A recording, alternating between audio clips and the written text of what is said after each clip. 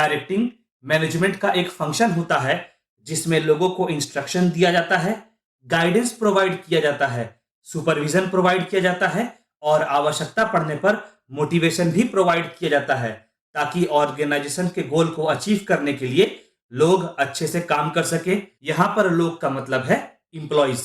Directing की सहायता से काम को इंप्लीमेंट किया जाता है, काम को अमल में लाया जाता है। प्लानिंग, ऑर्गेनाइजिंग और स्टाफिंग में काम से जुड़ा प्रिपरेशन होता है, पर असल में काम डायरेक्टिंग से स्टार्ट होता है। डायरेक्टिंग के माध्यम से यह श्योर किया जाता है, यह सुनिश्चित किया जाता है कि सबऑर्डिनेट जैसा उम्मीद किया गया है ठीक वैसा ही काम करे। डायरेक्टिंग एक कॉम्प्लेक्स और प्रैक्टिस पर आधारित फंक्शन है। अगर डायरेक्टिंग का फंक्शन सही से परफॉर्म नहीं किया गया तो प्लानिंग, ऑर्गेनाइजिंग और स्टाफिंग का फंक्शन भी सही से काम नहीं कर पाएगा। डायरेक्टिंग की सहायता से ऑर्गेनाइजेशन में लोगों के बीच में टीम वर्क एस्टेब्लिश किया जा सकता है। चलिए डायरेक्टिंग के कुछ डेफिनेशंस को देखते हैं। डायरेक्टिंग में वह प्रोसेस और टेक्निक शामिल होता है जिसका उपयोग इंस्ट्रक्शन इश्यू करने में यानी निर्देश जारी करने में किया जाता है और यह सुनिश्चित करने में भी किया जाता है, यह श्योर करने में भी किया जाता है कि काम जैसा प्लान किया गया था ठीक वैसा ही किया जाए। अर्नेस्ट डेल के अनुसार डायरेक्टिंग में लोगों को बताया जाता है कि लोगों को क्या करना है और यह भी देखा जाता है कि लोग अपने एबिलिटी के अनुसार, अपने क्षमता के अनुसार बेस्ट तरह से काम को परफॉर्म करें। असाइनमेंट बनाना, प्रोसीड्यूर को एक्सप्लेन करना, यह देखना कि अगर कोई गलती हुआ है तो उसे सुधारा गया है कि नहीं। जॉब में इंस्ट्रक्शन देना और ऑर्डर इशू करना डायरेक्शन में इंक्लूडेड होता है, डायरेक्शन में शामिल होता है। पियर्स 2 और रॉबिन्सन जूनियर की माने डायरेक्टिंग एक मैनेजरियल फंक्शन है जिसमें मैनेजर का जिम्मेदारी शामिल होता है कि वे बाकी लोगों को बताएं कि कंपनी के प्लान को अचीव करने में उनकी क्या भूमिका है। डायरेक्टिंग के कुछ एलिमेंट्स होते हैं। चलिए आगे बढ़ते हैं और डायरेक्टिंग के उन एलिमेंट्स को पढ़ते हैं। पहला एलिमेंट है कम्युनिकेशन। कम्युनिकेशन वह प्रोसेस है जिसमें एक इंडिविजुअल से दूसरे इंडिविजुअल तक इंफॉर्मेशन या मैसेज पास किया जाता है।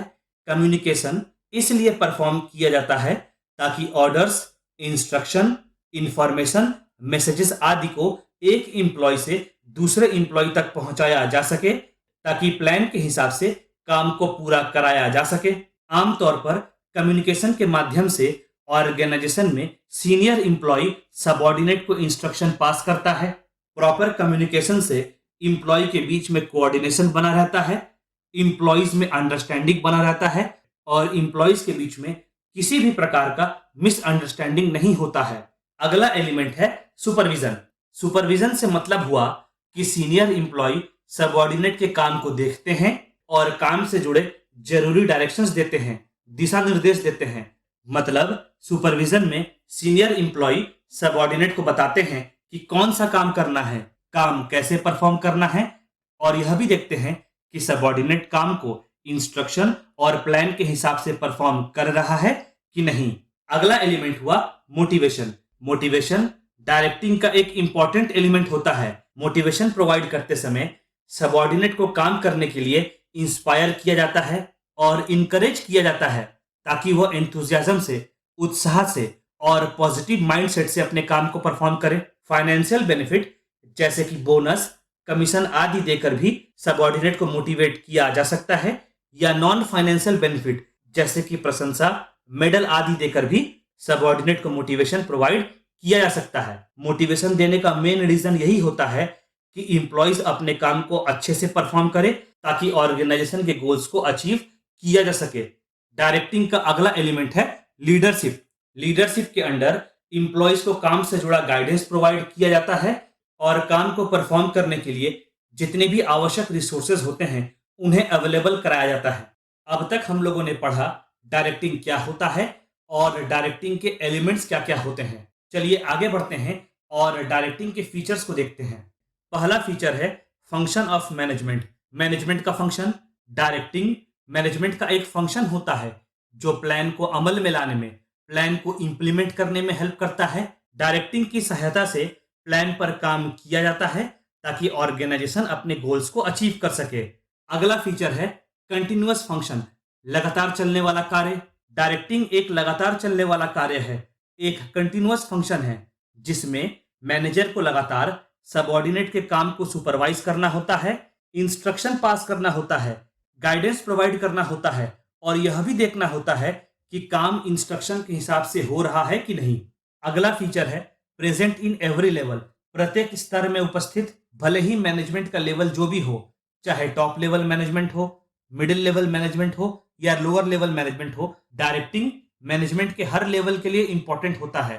प्रत्येक लेवल में मैनेजर को अपने सबऑर्डिनेट के काम को सुपरवाइज करना होता है। अगला फीचर है फ्लो ऑफ डायरेक्शन, निर्देश का बहाव। मैनेजर अपने सबऑर्डिनेट को डायरेक्शन देता है, निर्देश देता है और मैनेजर को उसके बॉस से डायरेक्शन मिलता है। तो यहां देखा जा सकता है कि डायरेक्शन टॉप लेवल मैनेजमेंट से लोअर लेवल मैनेजमेंट तक फ्लो करता है। अगला है अफेक्टिंग द बिहेवियर, व्यवहार को प्रभावित करना। डायरेक्टिंग का एम होता है इंप्लॉय के बिहेवियर को इस तरह प्रभावित करना जिससे इंप्लॉय अपने काम को अपने क्षमता के अनुसार सबसे बेहतर तरह से परफॉर्म करे और सबऑर्डिनेट अपने काम के प्रति उत्साहित रहे। अगला फीचर है कोऑर्डिनेशन, समन्वय। डायरेक्टिंग में मैनेजर यह प्रयास करता है कि सारे इंप्लॉयज के बीच में कोऑर्डिनेशन बना रहे, समन्वय बना रहे। इंप्लॉयज में काम से रिलेटेड कोई डिफरेंसेस उत्पन्न हो रहा है तो मैनेजर उन डिफरेंसेस को हटाने का प्रयास करता है। डायरेक्टिंग के मदद से मैनेजर सबऑर्डिनेट को न केवल गाइड करता है बट सबऑर्डिनेट को यह भी बताता है कि कौन सा एक्टिविटीज परफॉर्म करना है, एक्टिविटीज को किस तरह परफॉर्म करना है ताकि ऑर्गेनाइजेशन का गोल अचीव किया जा सके। डायरेक्टिंग के इंपॉर्टेंस कुछ इस प्रकार होते हैं। पहला है हेल्प्स इन स्टार्टिंग एक्शंस, काम शुरू करने में मदद करना। डायरेक्टिंग इंप्लॉइज को काम स्टार्ट करने में हेल्प करता है, प्लान को अमल में लाने में मदद करता है ताकि ऑर्गेनाइजेशन का गोल्स और ऑब्जेक्टिव्स को अचीव किया जा सके। ऑर्गेनाइजेशन के पास दो प्रकार के रिसोर्सेज होते हैं। पहला रिसोर्स होता है ह्यूमन रिसोर्स यानी इंप्लॉइज और दूसरा है नॉन ह्यूमन रिसोर्स जैसे मशीन, इक्विपमेंट, मनी आदि। जब दोनों प्रकार के रिसोर्सेज का सही से यूटिलाइजेशन होगा तो ऑर्गेनाइजेशन में काम बेहतर तरह से पूरा हो पाएगा। अगला पॉइंट है कॉम्बाइनिंग एफर्ट, प्रयासों को मिलाना।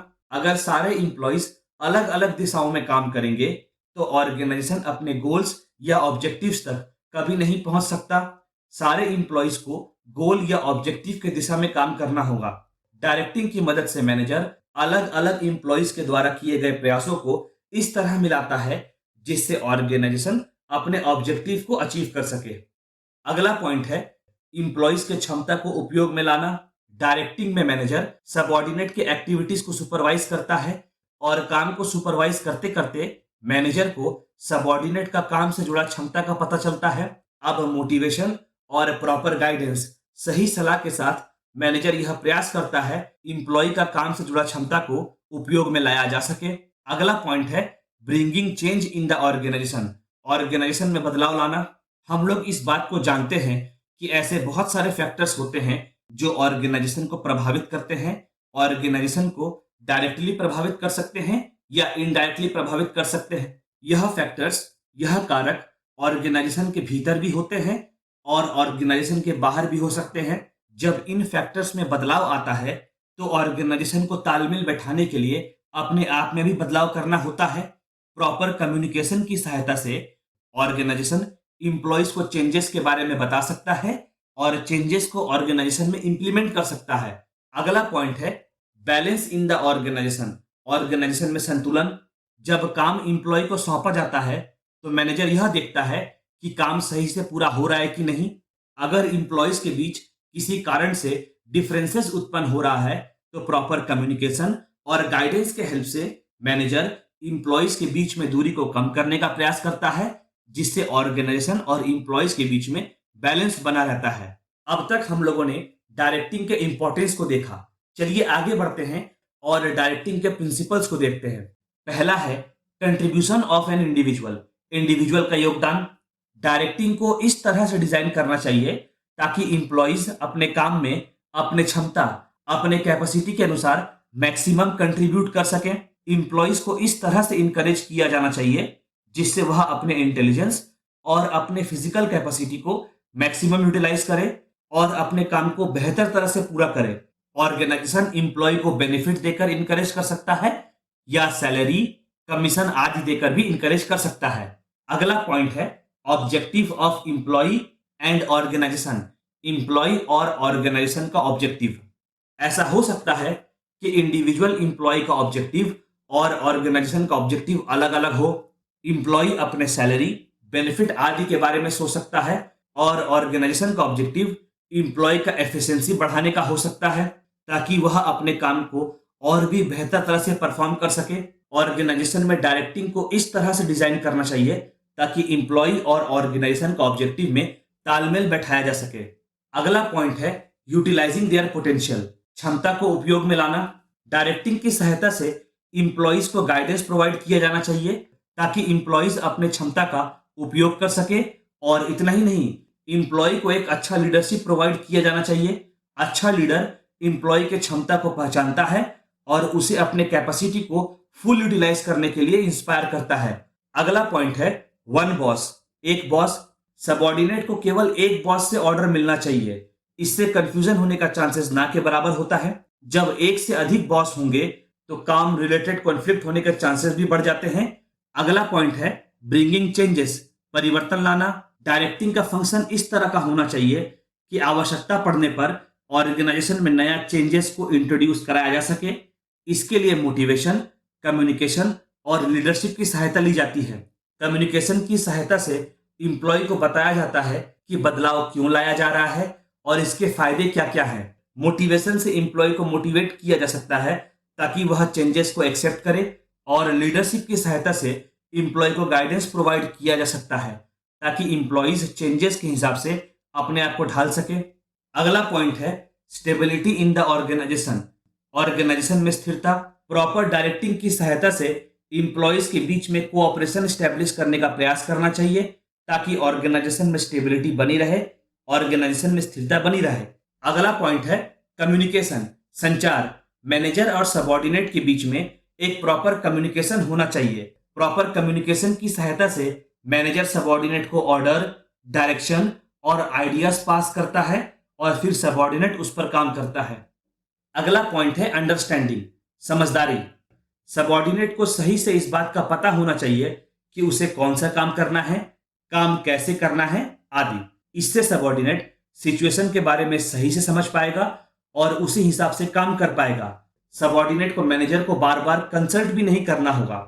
अगला पॉइंट है फॉलो अप। फॉलो अप करना। केवल ऑर्डर देने से काम पूरा नहीं होता। मैनेजर को यह देखना भी होता है कि एम्प्लॉय सही से काम परफॉर्म कर रहा है कि नहीं। मैनेजर को एम्प्लॉय के काम को फॉलो अप रखना होता है। इससे मैनेजर को पता चलता है कि किस हद तक सबऑर्डिनेट ने काम किया है, काम करने में कोई प्रॉब्लम है भी कि नहीं